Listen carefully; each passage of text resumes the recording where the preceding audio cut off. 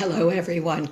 It's Martha Burgess Novak, and we're going to be talking about health in the new year, but not physical health exclusively.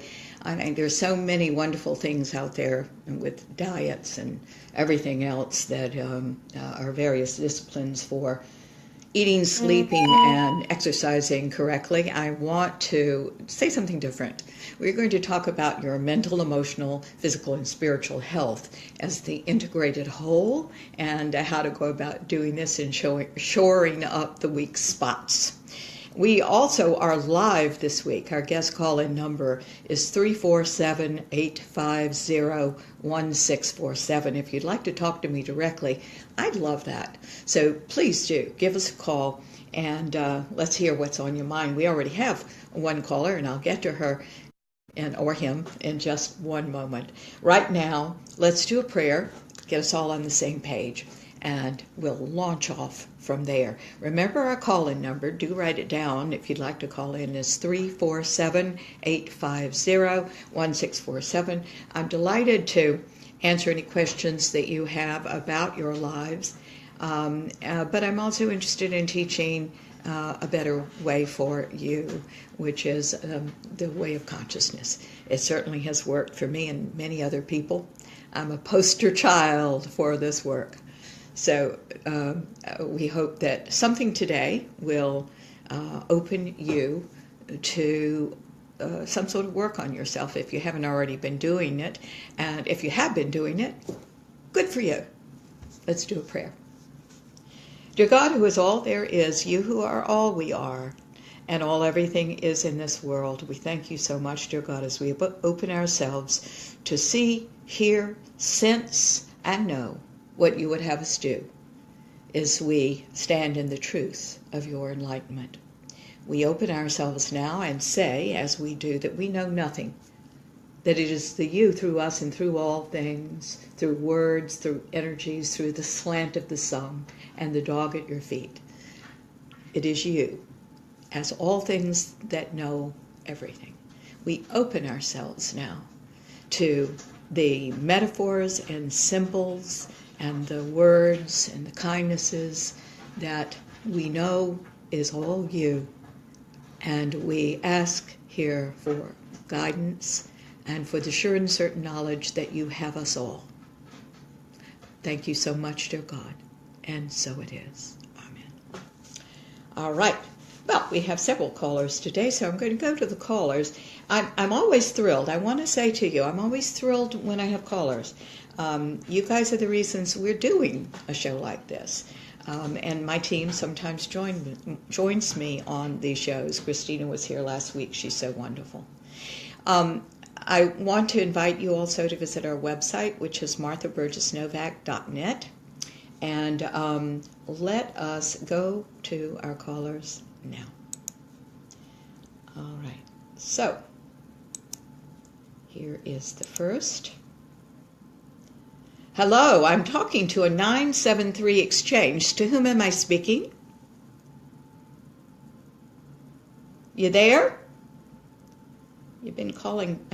I had you holding for quite a while. I hope you will call back. This was the 973 exchange. We'll go to our next caller right now.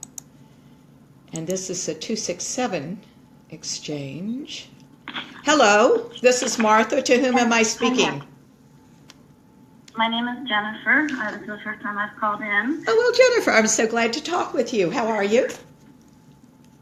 I'm okay. I'm not sure what. I guess basically I'm just looking for a general reading, if that's okay. Well, it is. I want you all in the audience to know that my team and I are certainly intuitives. That's what we do. Mm-hmm. However, our goal is different from your friendly neighborhood psychic. We really teach consciousness and enlightenment, so everything is going to be couched that way. Certainly, with what we do for a living around here, we tune into you and we see what your blocks are. I'm real interested in those and making suggestions on how to get past those.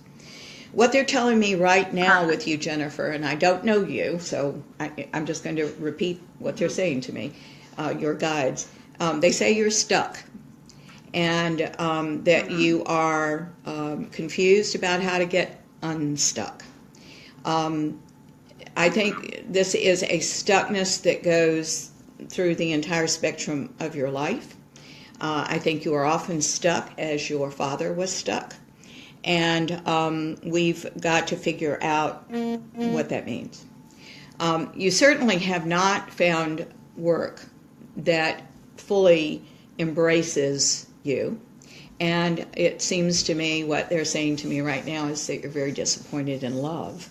So would you like to ask any questions, particularly since that's those are the two subjects that they're taking me to right away?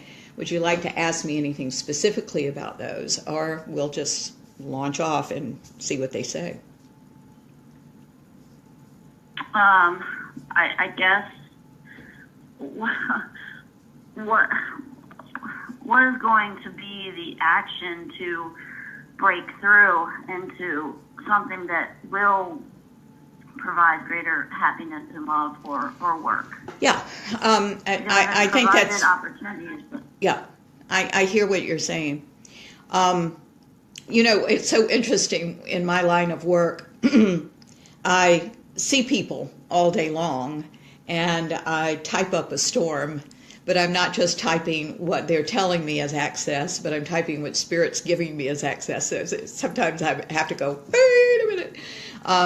And so Spirit tends to talk to me while you're talking at the same time. So I'm going to just tell you what I feel is going on. You're laboring. You have been looking in the wrong place for what you're looking for. You need to look to the inner and not to the outer. You tend to look at what's going to make you happy from the outside.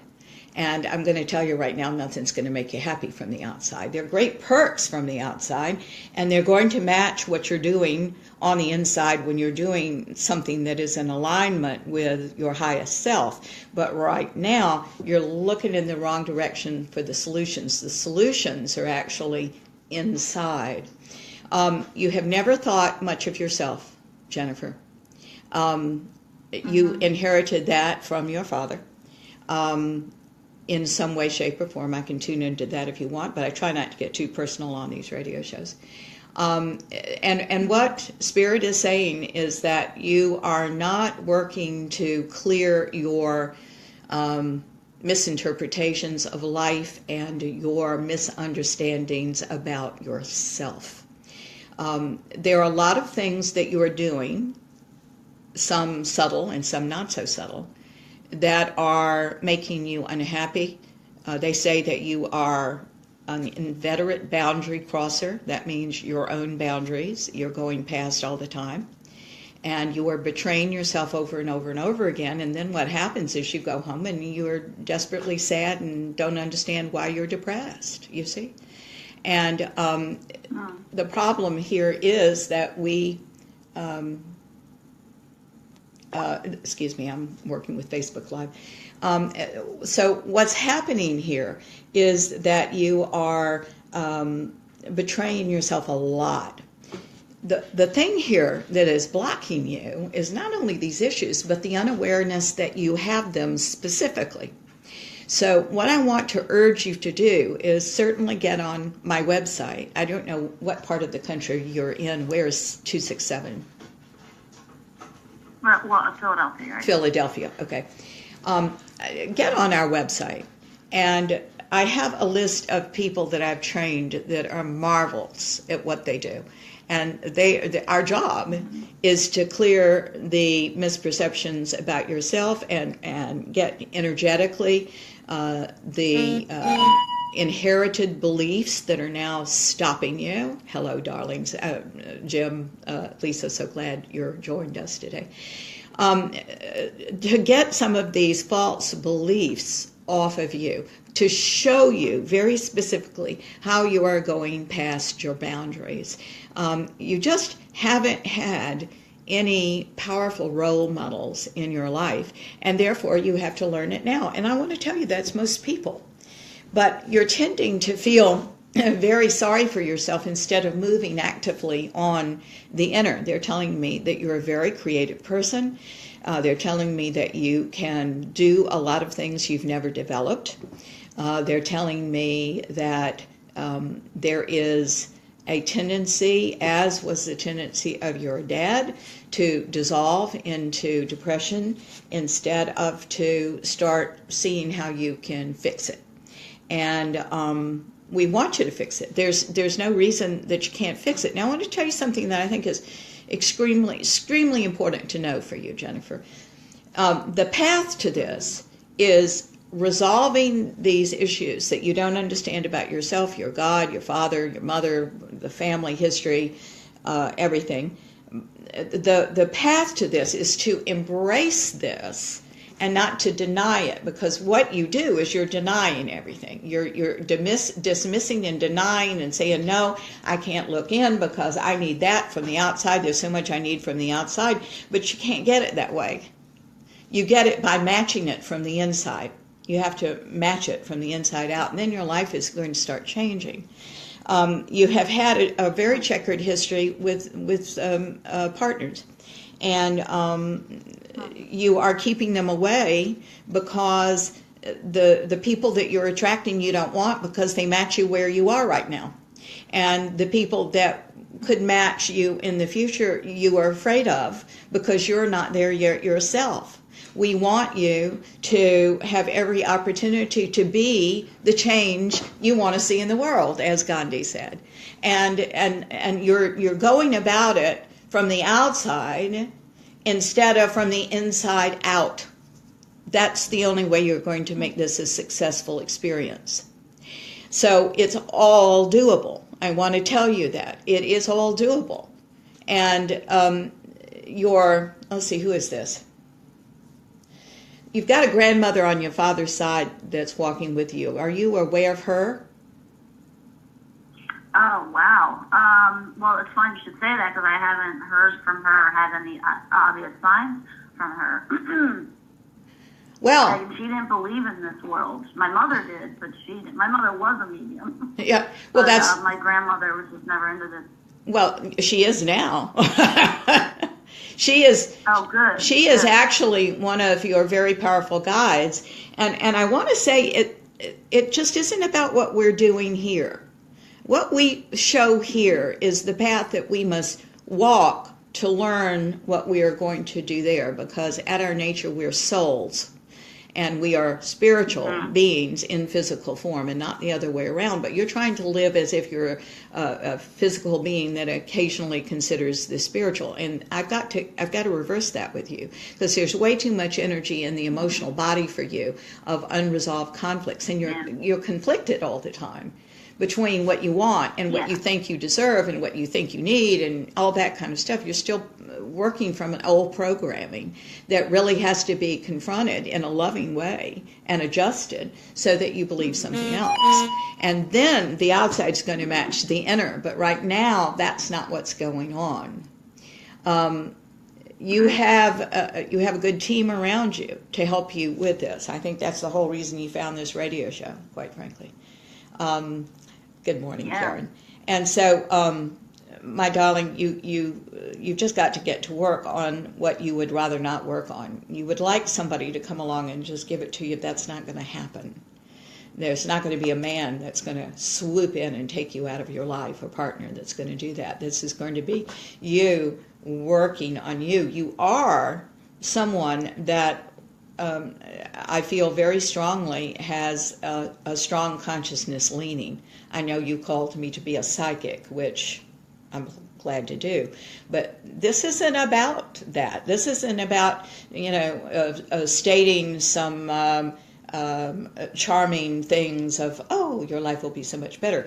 You need to get to work, kid. I'm supposed to say you need to get to work. There's a man also who is very much a proponent of this on the other side. That's one of your guides as well. He's a great grandfather I think 3 generations back on your dad's side. I don't know what your dad, I'm not going to tune in any more than that, but they're telling you to get to work. And I hope that right now we're inspiring you to do so, because all of this is doable. This stuck thing is just energy that you're afraid to use in your life, but it's there to be The big word being trust. Yeah. To trust. You know what, kid? You aren't going to trust for a long time. You aren't going to trust for a long time. That's an excuse. I'm sorry. This is what they're telling me. Mm-hmm. Trust comes in layers as you work on yourself until you absolutely see, wait a minute, this is not the world I thought it was. I'm seeing. That's what esoteric thought is. That's what esoterica is. And you are just beginning that journey. So that's a nice excuse, love, for you not to move. Mm-hmm. To say, I don't trust. Well, of course you wouldn't trust. You'd be a fool to trust with the issues you've got. So forget that. Just get moving on yourself, because that's the only thing that's going to create everything you want. And that's not what you're doing. You're looking other places. So if you were trying to find your glasses in the house, the only place you're going to find your glasses is where your glasses are. That's what I'm trying to tell you right now. You've got to look inside, get straight with some of these erroneous ideas you have of yourself, and go. And trust will reveal itself over time. Once you get these illusions off of you. You understand?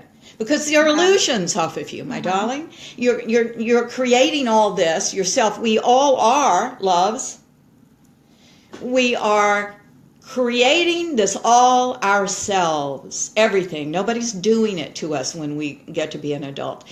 It's because we are in the past, still trying to create what the child wants, and if you got it, it would make you feel temporarily good, but it's at the expense of a huge, big, and glorious life for you. You're seeking to feel good in this moment, in this moment, in this moment, but those seeking to feel good moments are also betraying this highest and most powerful self of yours. So you better see what you're doing so you can stop doing it. That's all. Mm-hmm. I had a thing here that said, I am broken. This isn't about you. This was someone else that wrote this on Facebook Live. And I want to say, that's bull. You are not. You just feel broken, and that's very different. Now, we need to look at those feelings and realize they are lying to us to keep us where we are. And there's nothing but a powerful force working behind you, but you have to move on it for you to see it and for you to experience it. You have to move on it. And that's what you're being called to do by this family that I'm picking up of yours right now. They're all saying, come on. And your grandmother, it doesn't matter whether she believed it or not. She knows now, and she's trying to help you. So, is there any way I know that she's speaking to me? Is there any kind all right, I'll tune in. Let's see what she says. Now, what I tend to get are images. Well, that was odd. Is there a something that sounds like an A or an Ann or an Annie or something like that somewhere in your family? Well, my mom's middle name was Ann. Okay. Well, that's what she showed me, that there was an Ann or an Annie or something like that. So that's something that, I don't know you at all, Jennifer. That's something that she's saying, here's something that is so obscure that only she will recognize that. So there you go. She's talking to you, but here's an important point that I have to tell you. One day you won't need that kind of confirmation, kid. You're working from the child's mind right now, who says, I'm not going to go unless I have proof. And there's not enough proof in the world for you to move if you don't want to. Sorry, there just isn't. Now you need to get to work. I'm telling you what they're saying. you need to get to work. So look at our website. If one of us are not the person that you're supposed to work with, and we are supposed to be a bit confrontational because we're supposed to get you going. But I hope you realize that this is in love, because the only reason I do these free shows is because I would like to spare you what I resisted for so long. And that's what you're doing. We need for you to go on. We need for you to go on. So don't use excuses. There's not any excuse, kids. There's just not. It's real funny. At one point in my work with people, once they really get to a certain level of awareness about what they're doing and consciousness has started to open, I'll say, okay, object to anything you want to object to, but not if it's an excuse. And they get real quiet. And they say, everything I can think of is an excuse. And that's really honest, isn't it? I always know they've reached that honest place, because there's no excuse not to be who you are. And you're playing with that by saying, I don't trust. Okay, go ahead. Prove that you are trustworthy. Prove that God is trustworthy. And, I always say in my books that the idea, your idea of a trustworthy God grows up when you let the idea of God grow up. And your idea of a trustworthy you grows up when you let that happen. You are blocking these things and using excuses. And darling, you're too fine, and you know too much about the way the world could work for you. And that's why you call. You will realize that every single person calling in today, and all these people that are writing me on Facebook Live, you guys are doing this because you know it's in you somewhere. And you're in various stages of giving up and saying, I'm imploding and I can't do this, to saying, what do I do next? To saying, yes, that's true. Okay, that's humanity. That's, all of our different journeys. But do it. Do it. Nobody's broken. Nothing's happening here. Except our own imaginations at play. The lies that we tell ourselves. And guys, come on. Well, I have a hard time meeting out what's my intuition and what's just pure anxiety. That's all. Yeah. Well, Jennifer, here's something that I'll tell you and all our listeners today. Okay. Mm-hmm. There are certain things. You've got two operative forces inside of you. One is the ego child's mind that gets developed about 18 months old. The ego child's mind comes along with the ego, all right? And it's the part of you, the part of all of us, that thinks like a child. By 18 months, enough perceived bad things have happened to us, things that hurt us, so that we need a device to start scanning the future for like things so we don't hurt again. So hence the ego comes along, and then the ego child's mind starts developing and makes sense of its world by seeing things a certain way. If our fathers never pay attention to us, we make sense of that by saying, not that he's an asshole, but that we are, something's faulty in us, otherwise our fathers would love us, for example. I'm just talking off the top of my head right now to give you a for example. It's all about us when we're kids, as it should be. But that is also what sabotages us in the ego child's mind, because we're trying to make sense of things that only an adult mind can understand, and your adult mind doesn't start triggering and coming together fully developed until you're in your 20s.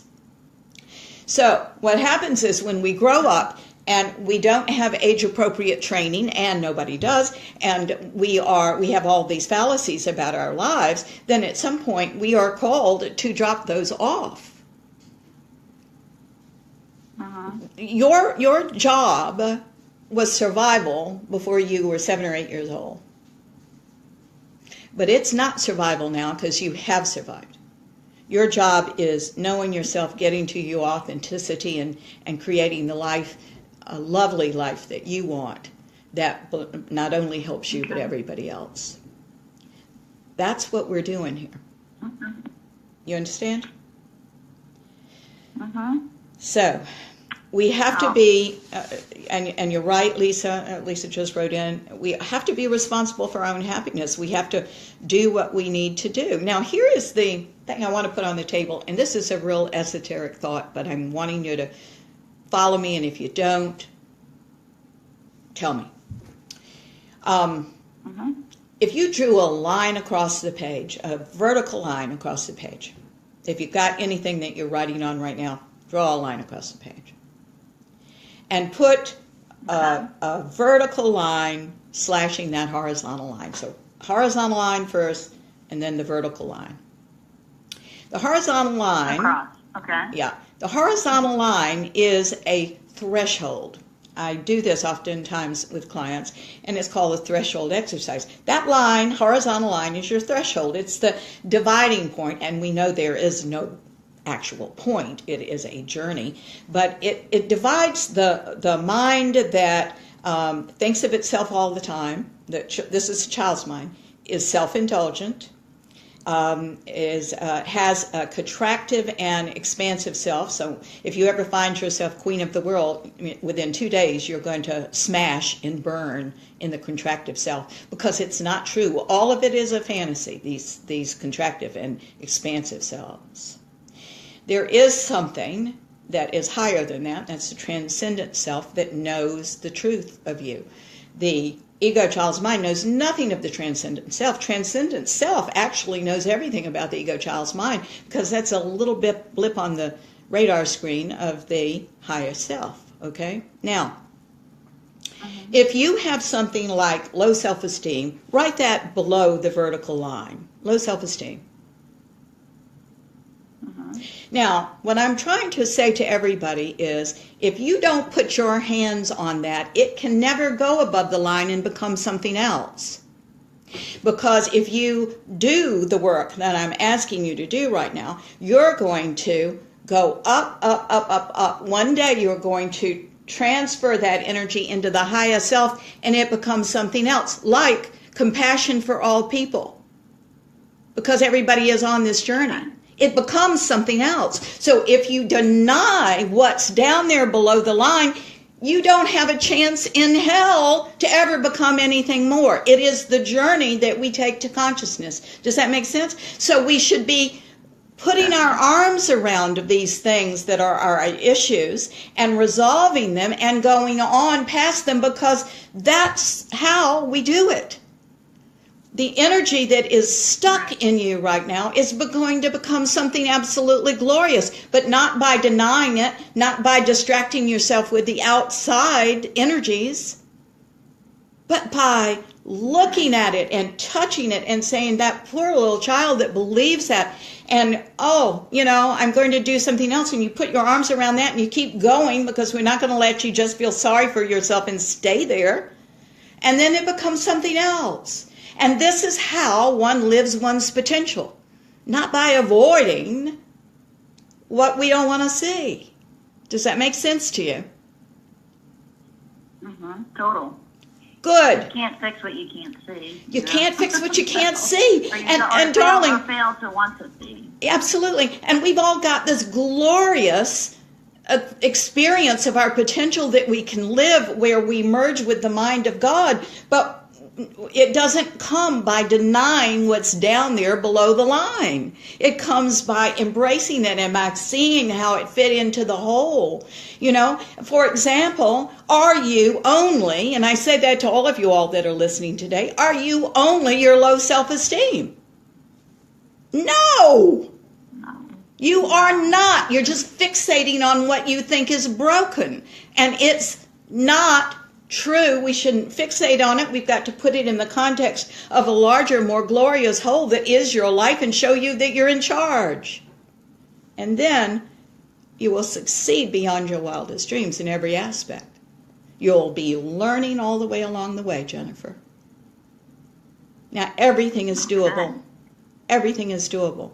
But beating yourself up, I always know I've got work to do with somebody who, and I'm thinking of one dear particular client of mine, that as soon as I point out something that can change his life, he goes, "Oh, I'm such a bad person." That's not what I'm talking Right. about. You know, it's just information, and you have enough of it. You start seeing your life as the perfect whole. You cross the line, and everything is fine. Everything is okay. When people get to a certain point in their experience, the only thing to say to them is, well, why isn't that okay? You, who's stuck, why isn't that okay? You know now what you're supposed to do to get unstuck. So why isn't it okay? So it is the awareness that we bring into a situation, the learning experience we bring, that makes everything okay and starts us moving in the directions that we want for a happy life. Does that make sense? It makes sense. Yep, total sense. Okay. Now, Jennifer, I'm going to tell you, you've got a big team on the other side working with you. I want you to know that, and I don't want you to get distracted by that, because the only reason that I don't hang up my sign saying I'm a psychic, I'm a medium, is because I want you connected to you. I want you connected to God. I want you connected to this authenticity that is you. And I don't want you to put me in the middle of that. My job is to get you there, to get you connected, and to take all the erroneous things off so you can be. That's your path right now. Okay. Okay? Wonderful. Well, thank you for all this time. I really appreciate it. Oh, anytime, sweetie. You call me and let me know how you're doing. And you can reach me, by the way. My website is marthaburgessnovak.net. So if you have any questions or you'd like to talk further, you can contact me through that site, as can all of you all. Okay? Okay. Wonderful. Thank you, sweetie. Thanks for calling. Thank you so much. You too. Okay. All right. Bye-bye. Bye-bye. All right, kids. That was exciting. That started us off on the right track. Yes. All right. Well, let's, until we have another caller, and a call-in number is 347-850-1647. Let's go on and talk about mental, emotional, physical, and spiritual health. And I'm hoping to actually say some things you might not have heard other places. So let's go into this. We have been talking about, and this is part of a series today, is the 4 pillars of a successful new year. Here is what someone might do with this. Oh, I'm not doing 2 out of 4. Oh, I'm not doing all 4. Oh, I'm not. Don't do that. Guys, that's just ego, self-indulgence. We want you to get up and say, I'm weak there. Let's go find what there is about that. At one point in my life, I was weak in the relationships department. I'd had a failed relationship in my life, and I didn't want another one to fail too. So I needed to do a lot of work on that. And then came Michael Novak. It will come for you too. But we work on ourselves until what we want appears, and then the joy is continuing to work on yourself so more and more appears, okay? As you are within, your life is going to be without. And I don't mean in lack, I mean outside yourself, okay? Now, you have 4 bodies, and no talk on health is complete without us talking about each body, the mental, the emotional, the physical, and the spiritual bodies. But I am continually surprised how people mix up thinking and feeling and feeling and thinking. They get all muddied with this. I mean, for example, we call it mental illness. It's not mental illness, it's emotional illness, okay? So a lot of times we think we're thinking when we're feeling, we think we're feeling when we're thinking, and we need to get really clear with this. Years ago, I worked for a big law firm in Chicago, and I coached a lot of lawyers in a certain kind of training that then was distributed across the United States. One man flunked out of the program. I didn't flunk him, but he was let go from the program, not from the company, but from the program, because he just could not relate to people and they couldn't relate to him. So I remember asking him, we'll call him Joe, I said, Joe, what do you feel about being let go from this program? And he said, oh, well, I can see how they had to do it because we have plenty of people, and there are people that are friendlier than I am. Joe, what do you feel about being let go from this program? Oh, well, I think my expertise is over here, not necessarily in this field, Joe, you all getting my point yet? Okay. Joe, what do you feel about being let go from this program? There is a feeling here you're not acknowledging.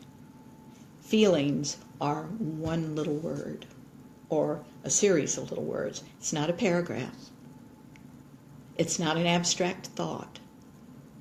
It's not your rationalizing what has just happened to you.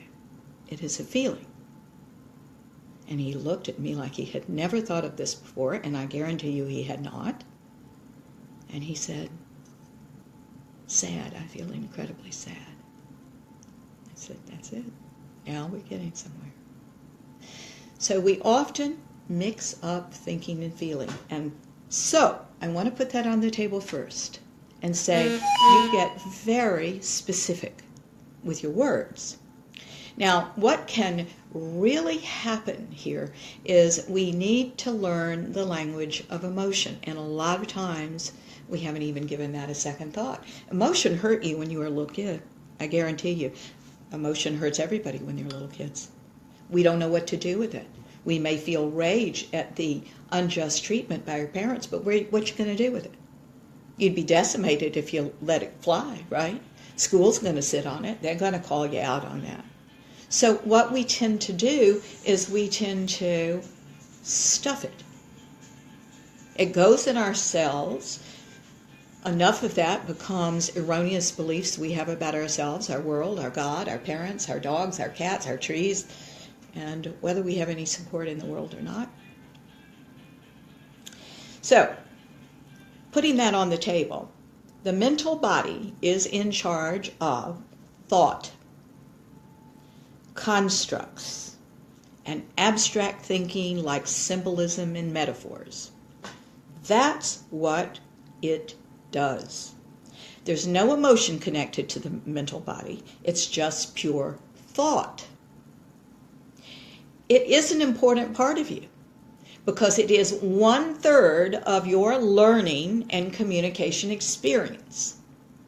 As is feeling, that's 1/3. As is moving, another third.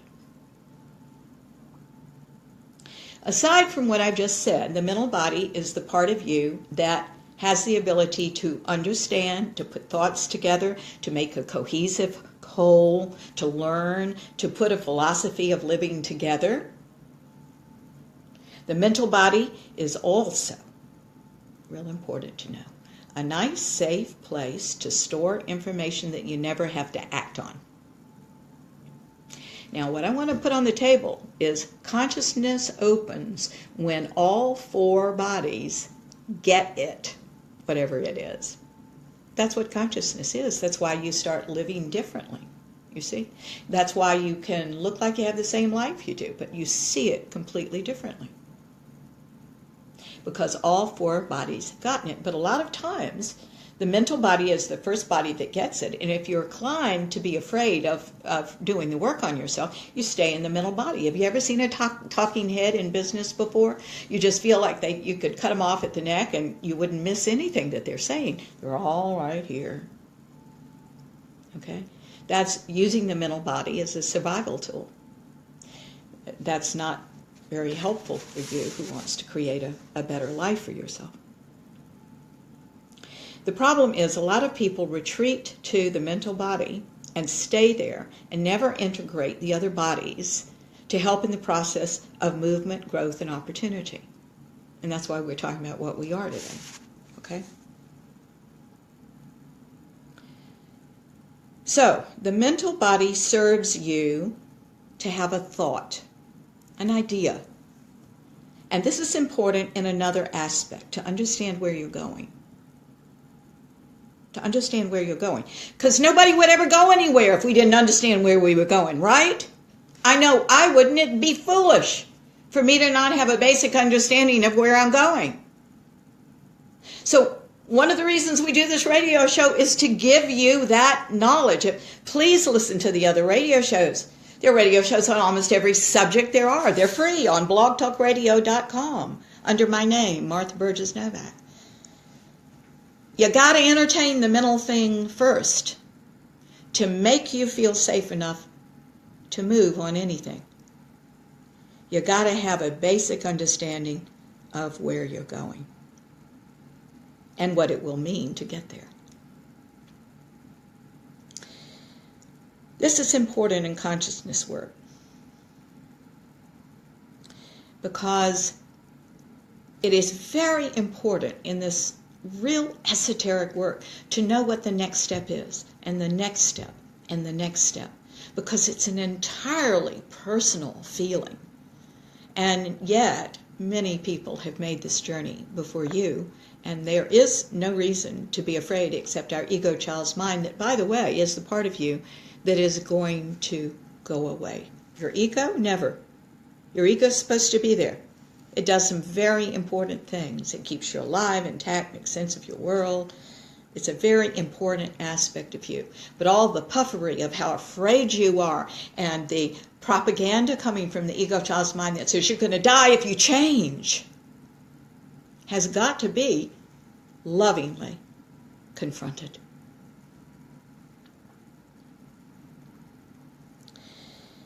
If you know what to expect every step of the way with someone who has been there before you, you're less afraid. You can feel safe, even though you're challenging some real things, some real beliefs that have been there since you came into this world, and sometimes were even formed energetically in the womb.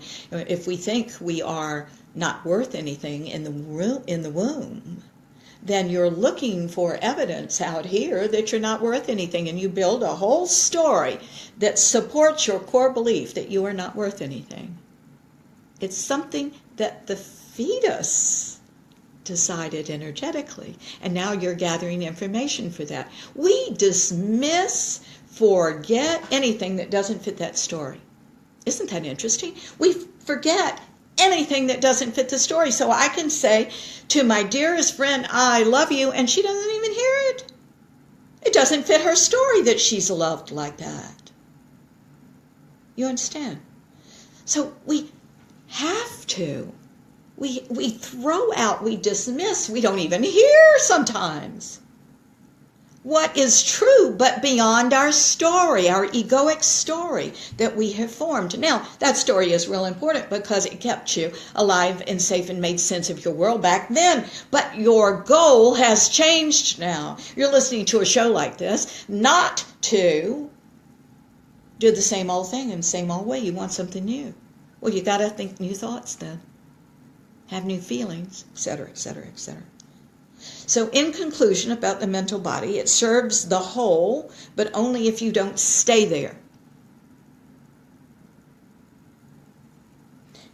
You have to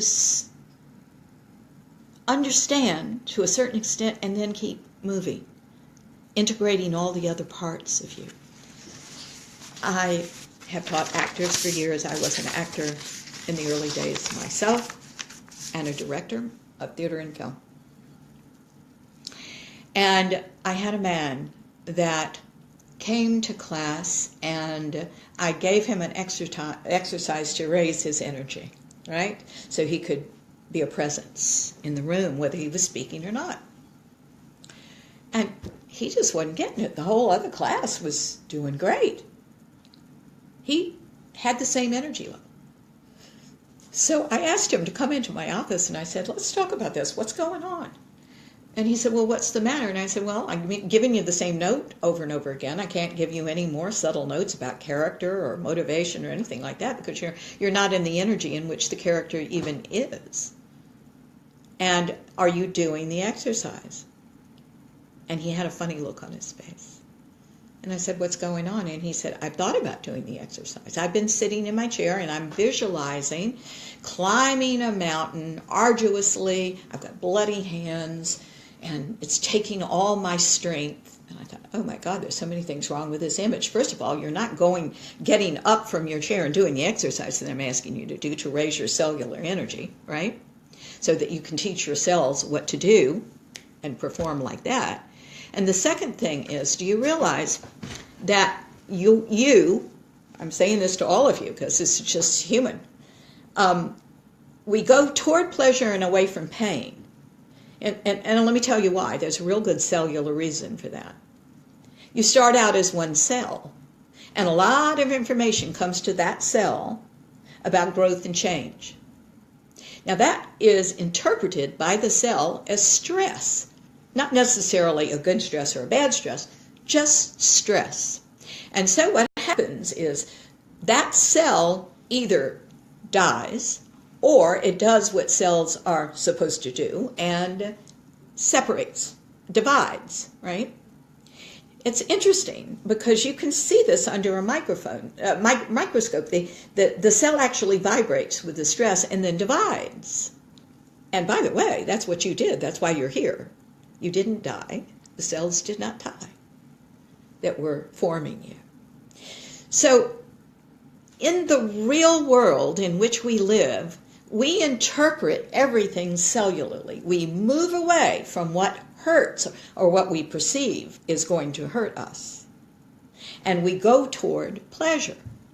Now, that's fine. That's great. I work with that principle a lot here. However, it has also sabotaged you because it's made you seek what feels good but doesn't, what is not necessarily good for you in the long run. We often sabotage ourselves with short-term gains and we sacrifice long-term goals to do so. Okay.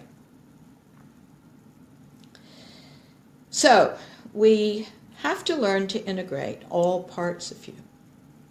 I do say we should stay in the middle body long enough to understand and trust that there is an understanding out there or that will dawn on you one of these days when you're ready, and then you'll move on. And this is important to know because all healing takes place in movement, mental, emotional, physical, and spiritual movement. Your healing cannot take place if you don't move. Okay. Now let's go into the emotional body. The emotional body serves to have you feel rapport with others, connection, belonging, a oneness with all life and with other parts of humanity. It serves to help you feel like you are connected and live in the world. Many of us are deeply holding on to our families of origin, but there's a bigger family here that's going to make you happier, and that is the family of man, the family of God. As you as human, your divinity is in that. So we've got to make ourselves at peace with our humanness and all the things that humans do, right? Instead of beating ourselves up.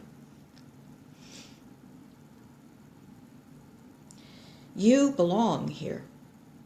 You just don't feel like you belong here. That's an early childhood home issue, by the way. The interesting thing is I would coach actors. And in the coaching, they would be on camera. They stand on what we call a mark, a piece of tape on the floor, right? They stand there and they do their reading. And so many of them are intimidated by the process because they don't have their own reality. They have not thought about having their own reality of being in the character's kitchen, and there's the refrigerator, and there's the window, and it's gray outside and not letting a lot of light in, and the cat is huddled by the stove that you've just turned on for warmth, and they don't see any of that. So what's the reality they buy into? they're an actor, somebody is judging their performance, and they come up as less than. The interesting thing is that's really not true. When I'm auditioning people, I'm thrilled if somebody is it, because I can pretty much relax. I found who I think will fit into that part and that role. So we're all for you. Nobody's against you. You're against yourself. So the other part of that I want to tell you about belonging is one of the things I always teach is that whatever space you're in, inhabit it. It's your space. You belong there. You belong there. Stop being so self-deprecating that you hold yourself back from wherever you are. Plunge in. But of course, to do that, you have to feel safer in your life and in the world.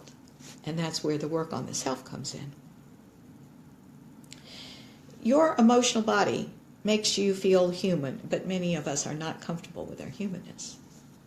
Emotions make us feel vulnerable, and the egoic child's mind deems this as a bad thing because when you were vulnerable and young, and you didn't have many choices but to take what was given, right?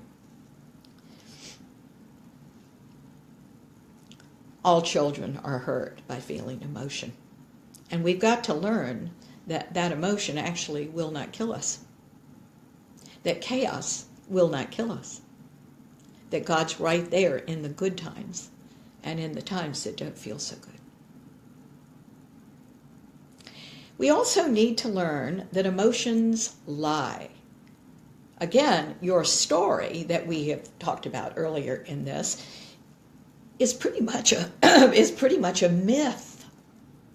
It's a myth. It's a story you keep telling yourself and other people who will listen. But is it historically accurate? In my opinion, I think a lot of times, no. Many times, children that come out of a family see the family completely differently than their siblings. And it's because they need a certain story. They put it together a certain way. We have to learn that emotion is actually a friend.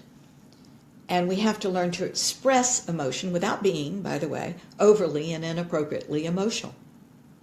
We must integrate the emotional body with all the other bodies to accomplish this. And what are we accomplishing? Balance. That's what balance is. But most of us are imbalanced emotionally because we haven't resolved these things that are now stored in the emotional body, like rage at our mothers, or the fear of criticism, and all the other things that make us human, right? We avoid looking at that. And remember that anything that you're avoiding under the line can't change and become something else in the higher mind. So we avoid looking at this. We spin in emotions over and over and over again, never letting us go down deeply into what the truth really is. We cover up our emotions. We'll say, oh, I'm not angry. No, I'm not angry. And we really are. We distract ourselves with the drama of other people's lives, of celebrities' lives, or we distract ourselves so we don't have to do the work on us, and we distract ourselves with a myriad of other things that are outer to us. We seek to feel good. It gives us a short-term gain, as I said, at the expense of our long-term happiness. I'm going to give you an example of that so you can absolutely know what I'm talking about. I have some single clients, and the single clients inevitably come in with fantasy when they first meet somebody, online or in person. They have a relationship before they've even met this person or had a dialogue with this person. They've only seen their profile. So it's all built up in their minds, okay? And they like that. That's good. It charges them. They have a fantasy. That's the feel good. And then they find out who the real person is, and they're in the bottom of a bird cage, a dirty one at that. And they feel horrible.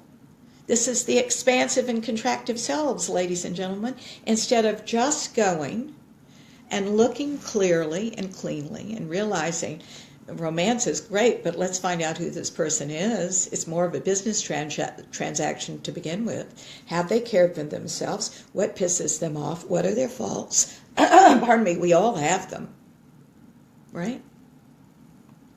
What are the faults you can live with? Being authentic, realizing that it isn't about being loved. It's about loving. If you haven't come to that realization yet,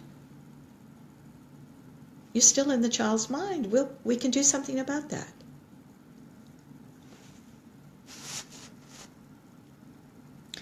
We also emotionally live by rote, feeling the same feelings we always have when certain circumstances appear. We're negative. We always go to the worst case scenario, or we are in fantasy. Because we are in the worst case scenario, we have to build something up that's fanciful, because real life is too scary. And I got to tell you, real life is the only way. You've got to resolve real life and realize it's quite good. It's just your perceptions that are creating a really scary scenario for you. Why are you doing that to yourself? What I said to you earlier in this experience of our talking like this is true. Nobody's doing anything to you. Not anymore. You're doing it to yourself. So we've got to root out why. Why are you staying in an abusive relationship? Why are you staying in the pattern of only having fantasy in the beginning and not being able to sustain a relationship? Why are we angry? Why did that remark hurt you so much based on the past? Why are you defensive? You know what defensiveness is? Defensiveness is when you agree with the criticism of the other person, but you're not yet ready to admit it to yourself. That's all defensiveness is. But egoic emotions are enormously important because of that threshold exercise that we just put on paper for you. Everything turns into something else.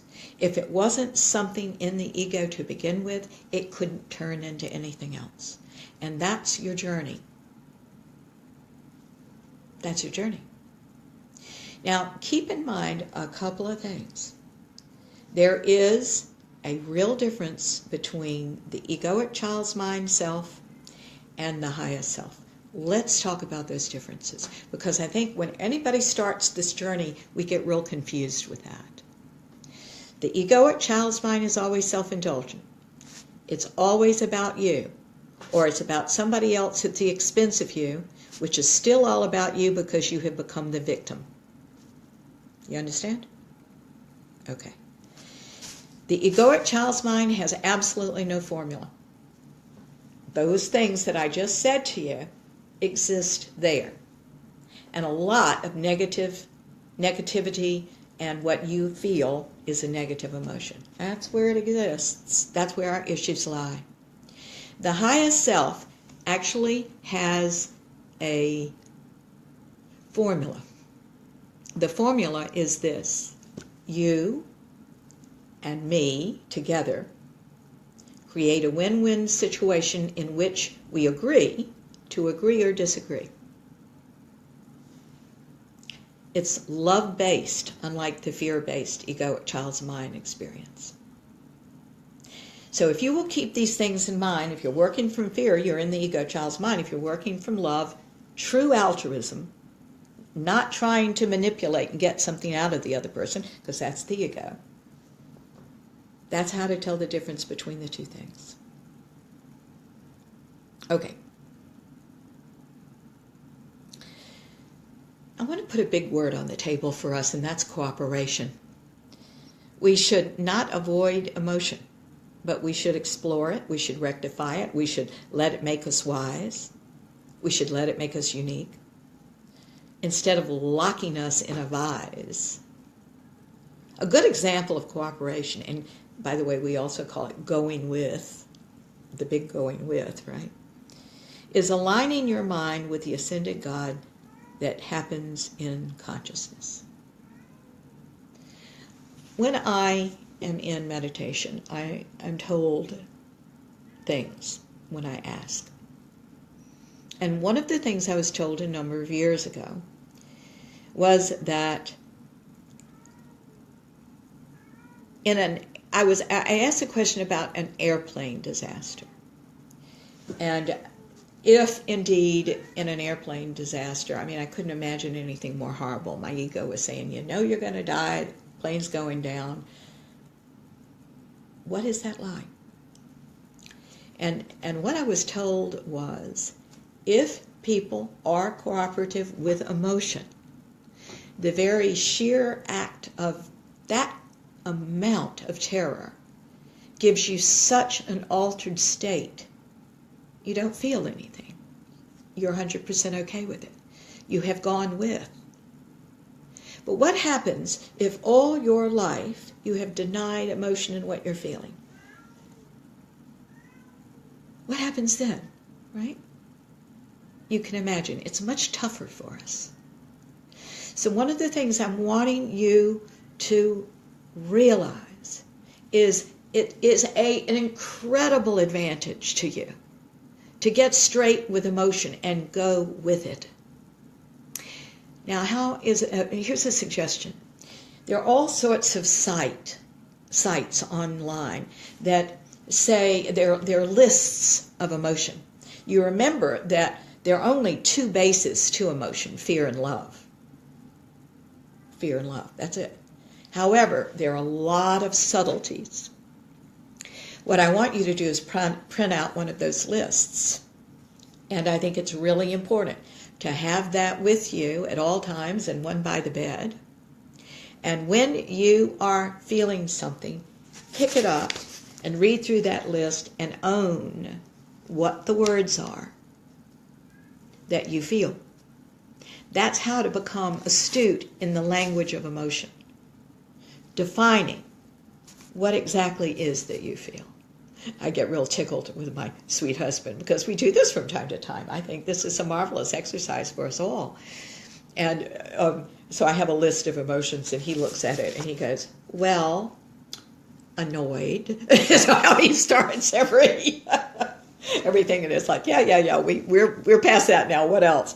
And it really, really is a marvelous exercise that I often use with people, so I do suggest it for you all. You've got to learn to start cooperating with emotion.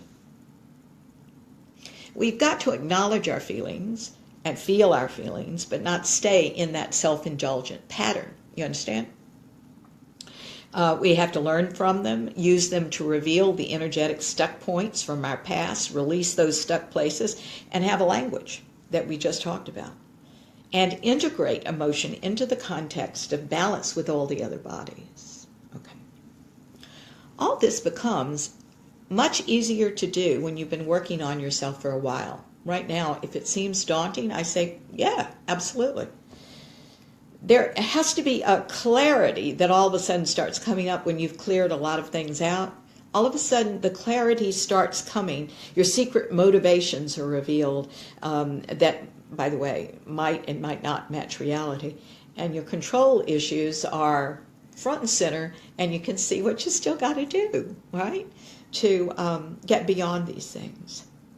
And then and only then can you fully cooperate with emotion and see what it's telling you without being afraid. It's not going to take you under. And know what move to make.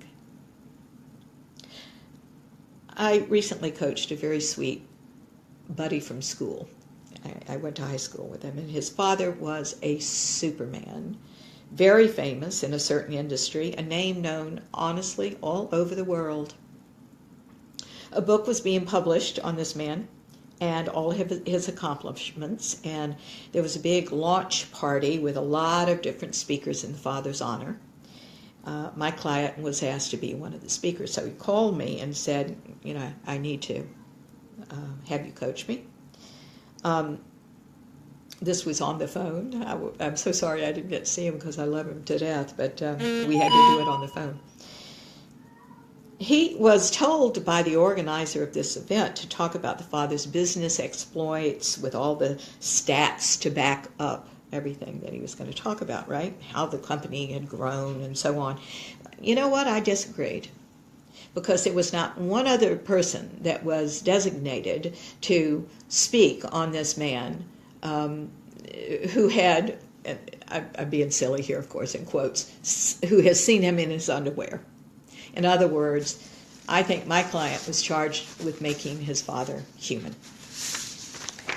It was a great success. It was a marvelous speech. It was humorous, loving, and intensely personal and charming, and gave everyone a real insight into the whole man.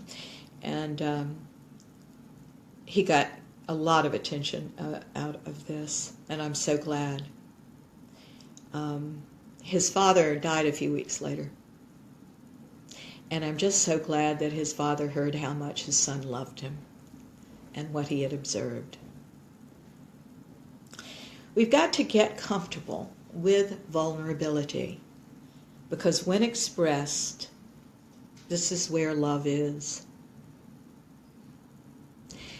My friend and I talked about this because he said, oh, isn't this too personal? Isn't it, and he's very shy, by the way, this man. He's very shy, so you can imagine how hard it is to speak publicly. So my advice was to be comfortable with this now and to realize that vulnerability is where love truly is. Now, let's go to the physical body a minute. I want to do it in a different way. There's enough said about the value of all the exercise and sleep and eating right and all that kind of stuff. I'd like to talk to you about some of the conscious aspects of taking care of yourself. First of all the bodies, the mental, emotional, physical, and spiritual, do work together. We're separating them now so you understand them. But if one is weak, it weakens the whole. If you find yourself lacking in any of the areas we're speaking about here, you have to get to work. That doesn't mean that we don't get sick. We do. But that also means that we must put it in its proper perspective. The physical body, too, is about action. And it means, and it is our means to take action when in alignment with the other bodies. In our journey to consciousness, we must realize the importance of action, because nothing is going to happen without movement. If you have abused your body in the past, well, today is a new day. And it's very important that you realize that and you love that physical body and embrace it and do what you need to do for it right now. We've got to also realize, I think, in our adult mind that nobody's going to do it for us. I think sometimes we're all waiting around for somebody to do it for us. If you didn't have a good work ethic growing up, now's the time to develop that kind of discipline. But hello. But I want to say to you, it isn't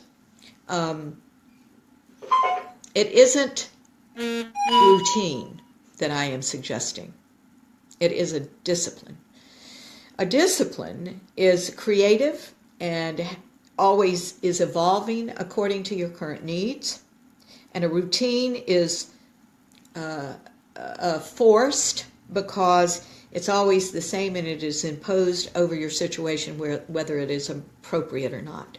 So you want to develop a discipline that can travel with you over time and change as it becomes necessary. And you really want to throw out routine. Routine is a closed system where nobody really learns anything. It is set and there's no place to grow from. There's not a huge interaction with the environment. You're just living by rote. Many people move because they think they should do so without having all the bodies integrated, and this is not going to bring any great success. One must learn to face what is lacking, increase your social circle because opportunities most of the time come through people, exchange ideas, and seek growth. This isn't something that you must force yourself to do. Or, by the way, just like we talked to Jennifer earlier, you are crossing your own boundaries and doing something that you don't want to do. You're making your life unpleasant. Remember, your life always, you make choices based on pleasure, not on pain. We've got to, I'm going to diverge here for a minute from the physical. We've got to stop looking to our past and wishing it was different. It is different now. That's why you're going back into the past, because it's comforting. We have to adapt to change. Look to the emotional body for being able to adapt or not. Look to the emotional body for that. Because, for example, OCD, which we all have to a certain extent, doesn't adapt to change. This is a life by rote. We have to challenge that in all of us. One must move with the times, and if you are not, there are core issues present. And we also can't fantasize about the future. By the way, it hasn't come. The past is dead, the future hadn't come. The only moment you've got is right now. You better be comfortable with the reality of this moment, because this is where you create from. You know, fantasy is its own reward. And the more you are making your life unpleasant by not seeing how you're crossing your boundaries and sabotaging yourself, the more you're going to fantasize. These are extremes. Fantasy is its own reward. You can't create anything out of it. We have to challenge that in all of us. We have to accept ourselves realistically. It's interesting because yesterday in my advanced class, by the way, if you're all interested in any of my classes, please write me through the website, www.marthaburgessnovak.net. Love to talk with you about it. We have online classes that we can do. Yesterday, I gave my advanced class a very powerful test to expose their core issues. They came face to face with what they were doing and what they weren't doing. And most people were very excited about this knowledge because we actually pinpointed what the problem was. Well, it was interesting because the people who refused to see themselves realistically just freaked out. They totally freaked out. They did not like this. They didn't like being confronted by what they were doing for themselves. They wanted to think of themselves as lofty and wonderful and beyond this and the most conscious people in the world. But this is also why they are depressed 2 days later after they feel that way. So it was a very, very good class because fantasies begun to be shattered, and they have to be shattered. This is a good thing. Fantasies must be shattered, and real life must be picked up. It's important to have an idea, mental body, then to follow through with that idea, the passion that comes from the emotional body. And then it's time to act, the physical body. This is the integrated system. It's going to bring you a wonderful new year, promise. Now let's talk about this spiritual body for a minute. We've got 16 minutes left in our program. You'll hear more about the function of spirituality in our lives next week. I'm going to do a whole class on that. But no talk on health is complete without us mentioning the spiritual body. It's interesting, the mental, the emotional, and the physical bodies are all the spiritual body because the spiritual body is energy. All of that is energy, you see. But the spiritual body is its own body as well, and this is why when our physical bodies die, our energetic body goes on. That's the soul that we often talk about. Spirituality is different from religion.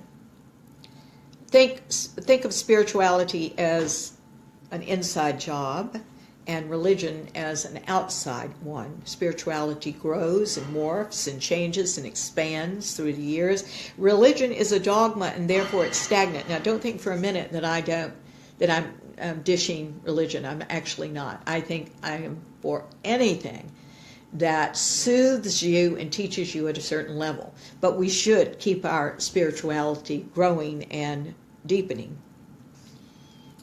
We have to be brave enough to outgrow ideas and not, what do I want to say, superstitious maybe? I think we need to challenge what doesn't make sense until something does make sense inside of us. Now, this is the domain of esoteric thought that I'm talking about here. That's what the show is often about, by the way. Esoteric thought is about discovering what you have not seen yet, not owned yet, but has been there all along. Esoteric thought is infinite, and we will never, never be finished with it. You know, I think sometimes that people that don't know me get my work mixed up with what psychologists and psychiatrists do. But honestly, this is a completely different animal. Their goal is to make you feel better. My goal is radical change by going from the ego, child's mind, to the highest self. And in that healing, by the way. And living in the highest self as your way of life in peace and harmony with the mind of God, in full cooperation with it, of course. I'm asked once in a while by new people, they'll say, well, when would I be finished with this program? And I want to say, and I think this will be the answer to everybody that I've ever worked with, quite frankly, never. Never. But there are people that just want to feel better and move on, and you know that's perfectly all right. We all have the choice to stop where we want. But the group of advanced healers, many of whom are on the website that I recommend, I think would say they are wanting to learn and grow and have more glorious lives, and every day is new and changes, and they want to go deeper because they've finally seen the advantages of everything. I know I won't stop. I'm really dedicated to truly knowing who I am as the Ascended God and adding love here as much as I am capable of. I know all this sounds lofty, but guys, many people have made the journey before you, and they're perfectly all right, and they're seeing what I'm talking about right now. We've got to learn to be emotionally honest with ourselves and challenge when we are blocking ourselves. In the process of going past the egoic child's mind, the highest mind begins to open. This happens gradually and over a period of time, and far from this being terrifying, it is the most interesting thing you'll ever do. One of the biggest advantages of spiritual works is that spirituality starts emerging that is pertinent to every moment of your life and every circumstance. It's a spirituality that travels with you into everything. This is the true adaptability that we were talking about that we all need, right? There is a God waiting for you that is bigger and better than your childhood God. I say God is trustworthy when your idea of God grows up, and you become trustworthy when your idea of yourself grows up. And when these two ideas merge, and you realize that you are one with God and with everything, because God is everything, you are at last at peace, and you have found your way home. God has you, ladies and gentlemen. Let's get on with it. Thank you so much for listening to the show today. We'll be here next week, and we're going to talk about spirituality and consciousness and all its varied aspects. Should be a lot of fun to do together. I so appreciate you all listening. Thank you very much for doing so. It means a lot to me. You mean a lot to me. Jennifer, we want to thank you for calling in and say good luck with this journey. And I say good luck with this journey to all of you all as well. Let's do our prayer, all right? Dear God, who is all there is, you who are all we are and all everything is in this world, we are enormously grateful to be here, to open and grow and use our wisdom as contribution, to add love to this world and understanding, and to be 100% okay when we don't yet understand and when everything is changing. We so want to believe that God is the chaos and the order, and we're going to open ourselves to that. We are going to say, I will entertain the idea that I'm not broken, that there is something more that I'm not seeing, that is just something I'm fixating on at the time and nothing more than that. And I've got to find out what else I am. It's natural and it's good. Dear God, let us know that the altered state we so seek is how we're living in ego, in the ego child's mind. And true authenticity is who we are, as you, as the highest self, as love. We thank you so much for all of this. We thank you for clearing what we will let go of today. As we surrender all issues, blocks, needs to hold on to these things, vestiges and related issues, identities, over identities, sympathies, over sympathies, definitions of self, roles we've played that no longer serve us. We clear, release, and cancel all issues that we now claim as independent, part of our life patterns and our defense systems. We say we know there is more, we are more, you and love are all we are.